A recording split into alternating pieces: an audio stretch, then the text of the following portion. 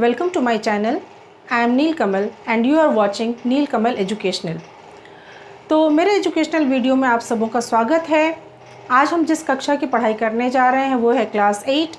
जो हमारे चैप्टर का नाम है वो है civilising the nation, educating the nation. इसके 2 वीडियोस मैंने ऑलरेडी पोस्ट कर दिए हैं। आज ये वीडियो तीसरा वीडियो है और इसमें हम जो रिमेनिंग सब टॉपिक्स थे उसके बारे में डिस्कस करेंगे। तो चलिए देखते हैं क्या हमारा नेक्स्ट सब टॉपिक है। नेक्स्ट सब टॉपिक स्टार्ट करने से पहले मैं आपको याद दिलाऊं कि हमने वहाँ पे अपने चैप्टर को छोड़ा था जहाँ पे देशी पाठशालाओं के बारे में, लोकल स्कूल्स के बारे में बताया जा रहा था, विलियम एडम की रिपोर्ट के बारे में, जिसमें कि वहाँ पे जो सिस्टम चल रहा था वो काफ़ी फ्लेक्सिबल था और उस फ्लेक्सिबल सिस्टम को अब चेंज किए जाने की ज़रूरत थी। क्योंकि आपको ध्यान होगा कि जो हमारा नया सब टॉपिक है न्यू रूटीन न्यू रूल्स, इसमें क्या था कि up to mid 19th higher education जो था, पहले क्या था कि कंपनी जो थी वो सिर्फ हायर एजुकेशन के लिए ज़्यादा कंसर्न थी। इसीलिए जो लोकल पाठशाला थे उसके बारे में उसने बोला कि ठीक है ये एज इट इज़ चलते रहने दीजिए जैसे चल रहा है। लेकिन 1854 के बाद क्या हुआ कि 1854 के बाद वुड्स डिस्पैच जब आया तो इन लोकल पाठशालाओं में, जिसका हम जिक्र कर चुके हैं और ऑलरेडी एक वीडियो मैंने बनाया हुआ है उस पर, उसमें काफ़ी चीज़ों के बारे में बातें की गई और अब ये ज़रूरत महसूस की जाने लगी कि इन पाठशालाओं में भी चेंजेस की ज़रूरत है। तो जाहिर है जैसा कि हमारा सब टॉपिक कहता है न्यू रूटीन न्यू रूल्स, अब इसमें बहुत सारी चीज़ें चेंज होनी थी। दूसरा है कि after 1854 company decided to improve vernacular education by introducing order within the system. Vernacular system किसको कहते हैं? वर्नाक्यूलर लैंग्वेजेस में जो लोकल स्कूल चल रहे थे, लोकल स्कूल जो चल रहे थे वो वहाँ की जो पढ़ाई का इंस्ट्रक्शन था, जो मीडियम ऑफ इंस्ट्रक्शन था वो वर्नाक्यूलर था, यानी कि लोकल भाषा थी। जिस क्षेत्र का स्कूल था वहाँ पे जो प्रचलित लोक भाषा थी उसी के जरिए शिक्षा दिलाई जा रही थी। लेकिन अब तो बदलाव होना था और बदलाव में ये सोचा गया कि विद इन द सिस्टम ही जो बदलाव है वो लाने की कोशिश की जाए। दूसरी बात ये कहा गया कि अब कुछ चीज़ों को ज़रूरी रूप से लागू करना था। उसमें क्या था कि इम्पोजिंग रूटीन, जैसे कि रूटीन पे चलना है ना। दूसरा इस्टेब्लिशिंग रूल्स, बहुत सारे नए नियम बनाए गए और उन नियमों का पालन होना था। और तीसरा इंश्योरिंग रेगुलर इंस्पेक्शन, और अब इसकी ज़रूरत महसूस की जाने लगी कि इन पाठशालाओं को नियमित निरीक्षण की आवश्यकता है और समय समय पर इनका निरीक्षण करना चाहिए। पर यह सब कुछ होता कैसे, चलिए समझते हैं। इसके लिए क्या किया गया कि 4-5 स्कूल के ऊपर एक पंडित अपॉइंट किया गया। तो 4-5 स्कूल्स, इसके ऊपर एक गवर्नमेंट पंडित,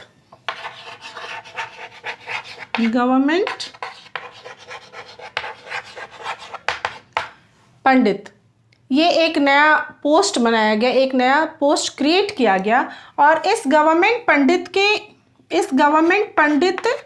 को इंचार्ज बनाया गया। ठीक है,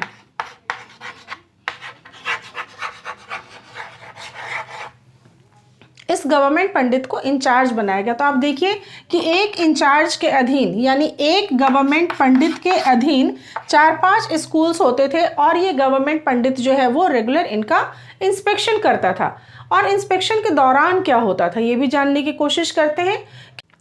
तो जो पंडित होते थे जिनको कि इंचार्ज कहा गया, उनका क्या क्या काम था पहले हम देखते हैं। ठीक है, तो 4-5 स्कूल के ऊपर एक पंडित हुआ करते थे और ये इंचार्ज हुआ करते थे।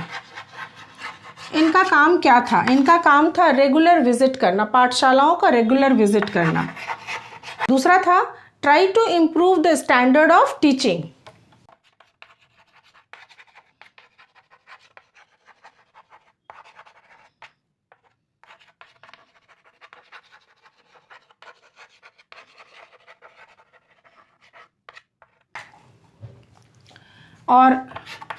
और यदि तीसरा काम इनका देखें तो तीसरा काम था इनका हर गुरुजी से रिपोर्ट लेना, पीरियोडिक रिपोर्ट लेना।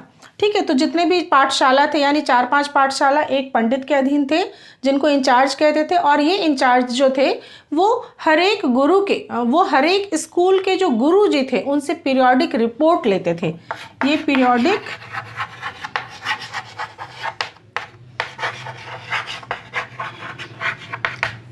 ये पीरियोडिक रिपोर्ट इस चीज़ से रिलेटेड होता था कि उन्होंने according to time table classes ली है या नहीं ली है, या फिर क्या किया है, इसके बारे में ये रिपोर्ट बना के देनी होती थी। तो अब शिक्षा में बदलाव आ गया था, बहुत बड़ा चेंज आ गया था। जो एक फ्लेक्सिबिलिटी थी वो फ्लेक्सिबिलिटी पूरी तरह से ख़त्म हो गई थी और शिक्षा एक दबाव में आ गई थी, एक प्रेशर में आ गई थी, एक रूटीन में आ गई थी। तो इसका कॉन्सिक्वेंसेस क्या होना है, कॉन्सिक्वेंसेस क्या हुआ, चलिए ये देखते हैं। तो शिक्षा क्यों दबाव में आई, इसकी सीधी सादी वजह थी कि देखिए पहले फीस नहीं लिया जाता, तो कुछ फिक्स्ड फीस नहीं था, लेकिन अब क्या कहा जाने लगा कि भाई रेगुलर तौर पे फीस दो। पहले ऐसा था कि बच्चा या स्टूडेंट स्कूल आए या ना आए, रेगुलर स्कूल ना आए, तो कोई बंदिश की बात नहीं थी, लेकिन अब उसे रेगुलर तौर पे अटेंडेंस लगानी थी स्कूल में, उसे स्कूल जाना था हर दिन। तीसरी बात हो गई कि जो क्लासेस थी वो उन्हें नियमित रूप से करनी होती थी। दूसरी बात कि जो फिक्स्ड सीट था, उनके लिए एक फिक्स्ड सीट होता था और उन्हें उसी पे बैठना होता था, वो अपनी जगह बदल नहीं सकते थे। और उन्हें जो न्यू रूल्स एंड रेगुलेशंस बने थे उन्हें ओबे करना होता था, साथ ही डिसिप्लिन्ड रहना होता था।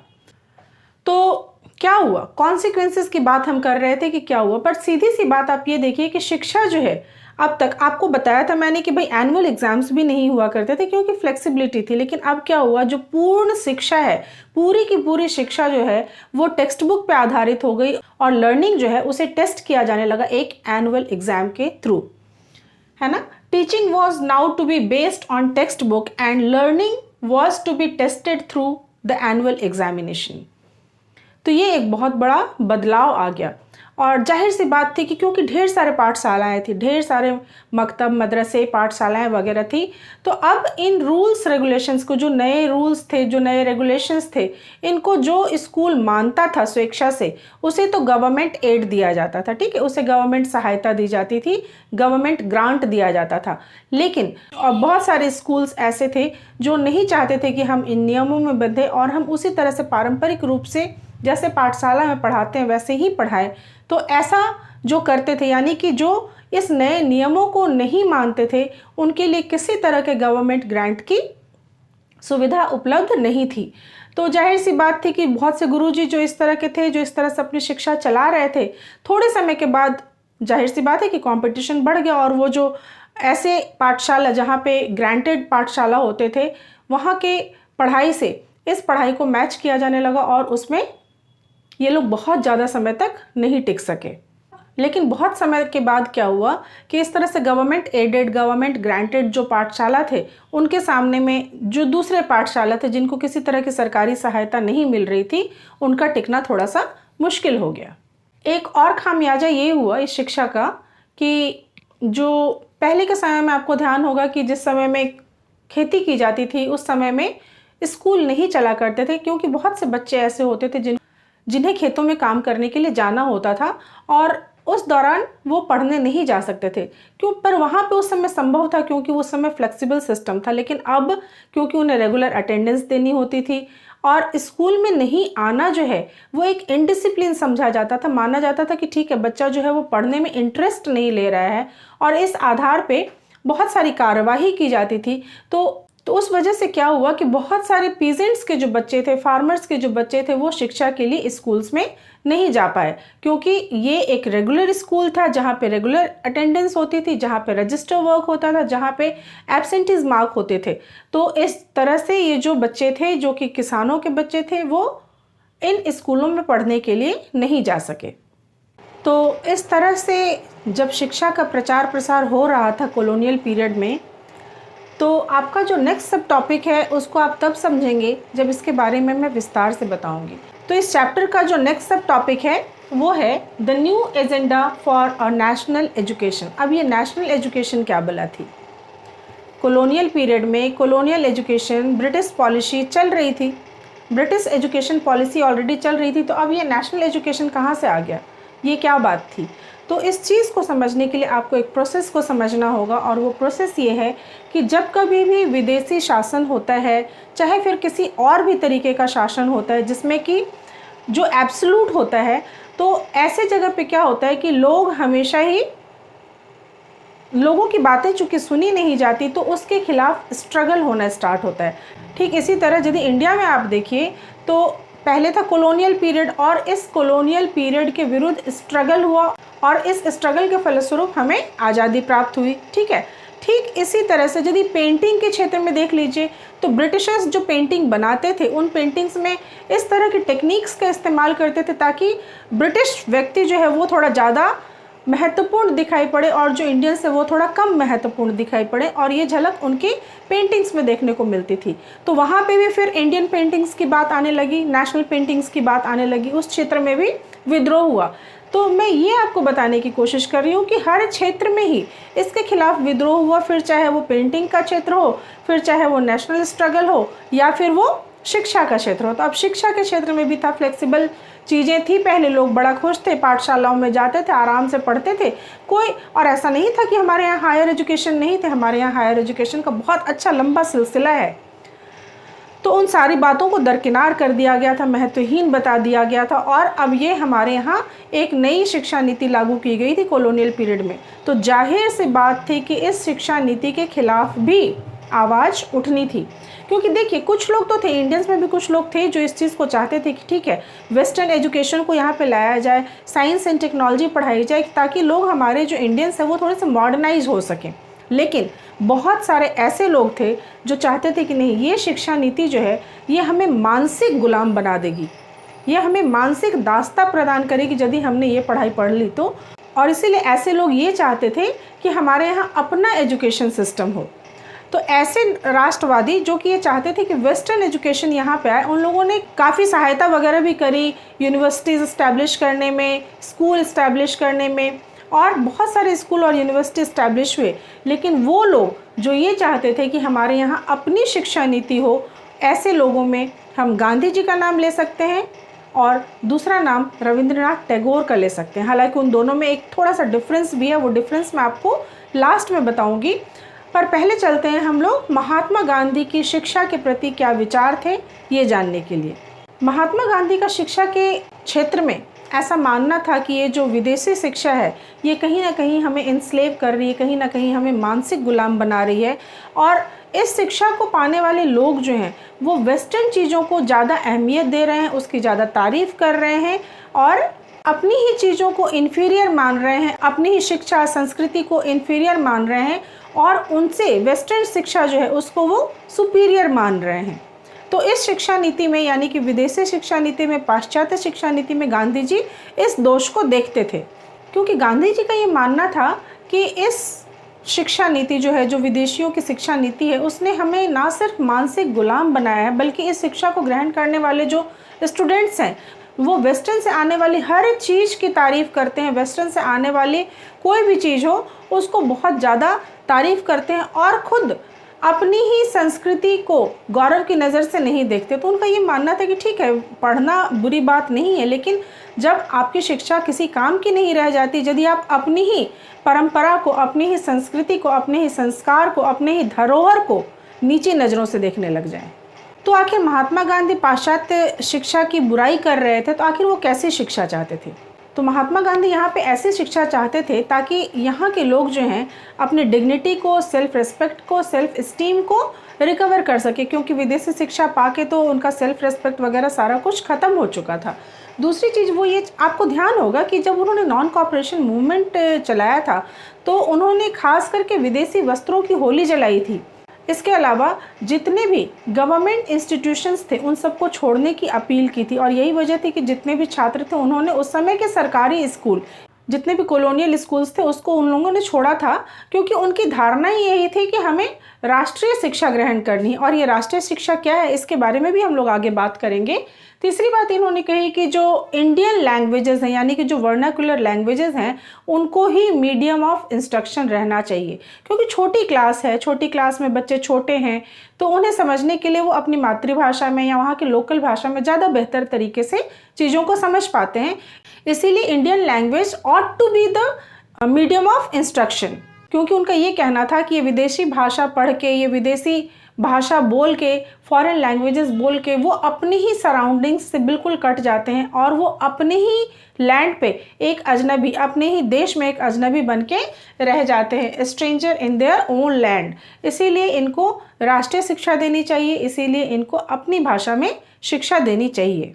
दूसरी बात, गांधी जी का ये भी मानना था कि जो विदेशी शिक्षा दी जाती है, जो अंग्रेजी भाषा से शिक्षा दी जाती है, जो पाश्चात्य शिक्षा है, उसमें फोकस किया जाता है रीडिंग, राइटिंग एंड एरिथमेटिक, यानी कि लिखने और पढ़ने की ज़्यादा महत्ता दी जाती है बनस्पत ओरल के। दूसरी क्या कि उनमें प्रैक्टिकल नॉलेज नहीं हो पाता। जबकि गांधी जी जो शिक्षा देना चाहते थे वो एक ऐसी शिक्षा देना चाहते थे जिससे कि माइंड, बॉडी एंड सोल तीनों का ही विकास हो, यानी एक व्यक्ति का संपूर्ण विकास हो उस शिक्षा के जरिए। ऐसी शिक्षा महात्मा गांधी चाहते थे।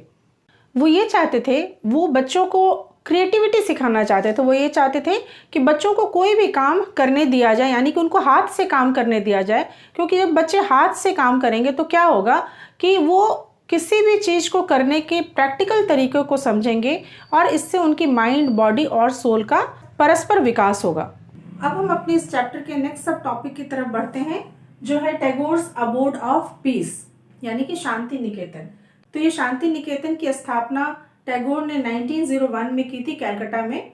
और शांति निकेतन का जो विकास हुआ ये दरअसल उनके अपने एक्सपीरियंस के बेसिस पे हुआ, क्योंकि टैगोर जब छोटे बच्चे थे और स्कूल जाते थे तो वो स्कूल की पढ़ाई को बहुत ही ज़्यादा ऑप्रेसिव समझते थे। उनका मन बहुत ही बोझिल सा हो जाता था और जिस वक्त टीचर का लेक्चर चलते रहता था उस समय वो कहीं अपनी ख्यालों में गुम होते थे, क्योंकि उन्हें ये समझ ही नहीं आता था कि इस तरीके का रिस्ट्रिक्शंस वाला जो पढ़ाई है कि डेली स्कूल आना है, डेली अटेंडेंस लगनी है, इन चीज़ों से वो बहुत ही ज़्यादा प्रेशराइज फील करते थे। तो जो उनके इमेजिनेशन का शांति निकेतन था, जो वो इस्टेब्लिश करना चाहते थे, वैसे ही उन्होंने कलकत्ता में जो शांति निकेतन इस्टेब्लिश किया वो बिल्कुल नेचुरल सराउंडिंग्स में था। वहाँ पे प्राकृतिक वातावरण था और वहाँ पे वो सोचते थे कि शिक्षा ऐसी होनी चाहिए जहाँ पे छात्र को बंदिश महसूस नहीं हो, जहाँ एक बच्चा खुश रह सके, जहाँ पे एक छात्र खुश रह सके, वो फ्री महसूस कर सके, वो क्रिएटिव हो सके। और दूसरी बात कि वो शिक्षा को सेल्फ लर्निंग समझते थे, जहाँ पे कि स्टूडेंट जो है, जो छात्र है, वो रेडी रहे एक्सप्लोर करने के लिए अपने थॉट्स एंड डिजायर को। साथ ही साथ वो टीचर्स के लिए भी ऐसा चाहते थे कि जो टीचर्स हो वो भी इमेजिनरी हो। उनके हिसाब से जो टीचर हो वो टीचर्स भी इमेजिनरी होने चाहिए और वो बच्चों को समझ सके, बच्चों को अंडरस्टैंड कर सकें और बच्चों की जो क्यूरियोसिटी है उसको भी जागृत करने में वो सहायता कर सके और साथ ही साथ उस जागृति को शांत भी कर सके। तो टीचर भी उनके ख्याल से ऐसे होने चाहिए। तो शिक्षा के क्षेत्र में यदि हम देखते हैं तो गांधी जी में और रविंद्रनाथ टैगोर में काफी कुछ समानता दिखती है। हाँ, एक अंतर है जो मैंने क्लास शुरू जब हुआ था तब मैंने बताया था कि इन दोनों में एक खास अंतर ये है कि महात्मा गांधी जो थे वो वेस्टर्न एजुकेशन के टोटली खिलाफ थे, जबकि रविंद्रनाथ टैगोर जो थे वो चाहते थे कि जो इंडियंस हैं उनको साइंस एंड टेक्नोलॉजी की शिक्षा दी जाए ताकि भारतीयों को मॉडर्नाइज बनाया जा सके। तो शिक्षा कैसी हो और शिक्षा का प्रचार प्रसार कैसा हो, इस बारे में जो बहुत सारे विद्वान हैं उन लोगों ने अपने अपने आइडियाज दिए। हम लोगों ने गांधी जी और रविंद्रनाथ टैगोर के बारे में पढ़ा, हमने ब्रिटिश सिस्टम ऑफ एजुकेशन को देखा और ये वो समय था जबकि लोग चाह रहे थे कि शिक्षा का प्रचार प्रसार हो काफ़ी ज़्यादा, और कुछ लोग ऐसा चाहते थे कि ठीक है शिक्षा में पूर्णतः बदलाव कर दिया जाए, और कुछ चाहते थे कि विद इन द सिस्टम, यानी कि जो कॉलोनियल स्कूल्स थे उसके अंदर ही सिस्टम तब्दील करके नई शिक्षा नीति लागू की जाए। तो नेशनल एजुकेशन की बात उठने लग गई थी, पर ये नेशनल एजुकेशन था क्या, इसके बारे में तो कई आयोग आए, कई नीतियां बनी। ये सब कुछ जैसे जैसे आप बड़े होंगे वैसे वैसे समझेंगे। और अब तो हम लोग बहुत ही ब्लेस्ड हैं कि हमारी नई शिक्षा नीति आई है जो हमें अपनी संस्कृति पर, अपनी भाषा पर, अपनी संस्कृति पर, अपनी शिक्षा पर गौरव करना सिखाएगी।